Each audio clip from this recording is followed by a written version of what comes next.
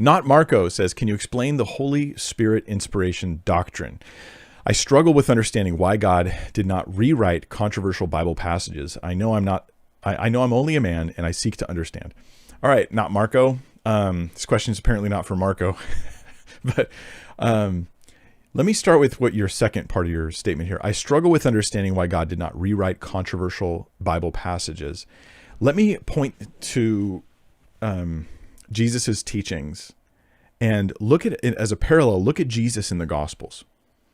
This might strike us as weird, and that's fine, but it's there.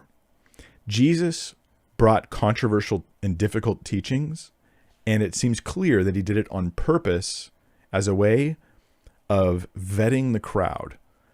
Who will really follow me? Who will really trust me? And I mean, I would not make this up. If I was writing my own Bible, I wouldn't have written it this way. Of course, it would be horrible. But what I'm saying is this isn't something I would have thought of. But Jesus, like John 6, he brings a deliberately difficult teaching. He expresses it in a challenging way. And part of the goal is to vet the crowd, to find out, read the whole Gospel of John to get the context here, but to find out who is really going to trust him and who is not going to trust him. What I'm suggesting is there are plenty of people who think that this challenging Bible concept or passage is why they're not following God. But maybe there's other reasons we're not following God. And this passage is the thing that revealed it.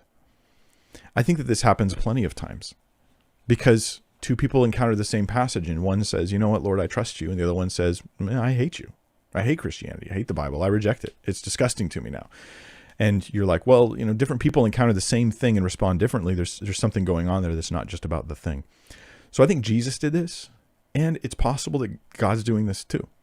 But I'll add some more. Plenty of Bible passages are controversial, not because they're actually should be controversial, but because we don't understand them well. We read them out of context. We don't read books of the Bible. We read verses. We read tiny little sections. And then we try to ask challenging questions about them.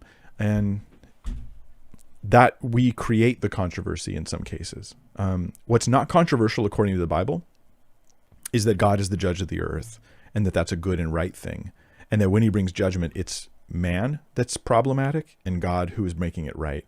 That's how the Bible presents that. And if that's the challenge people have, if there are challenges that God judges, that is a vetting thing. It reveals the hearts. Will I yield to the judgment and justice of God, or will I shake my fist at heaven and say, you owe me and you're wrong? I think that maybe the Bible's doing, in some cases, what Jesus did in some cases, which is vetting the crowd by letting them deal with difficult teachings to see if they're going to trust.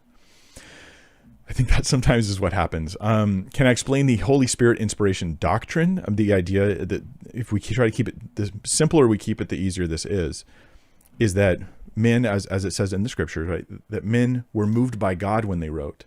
Not that it's dictation, that God gave them word for word what to write, but that the Holy Spirit inspired and led and directed them so that what they wrote was what he wanted to see.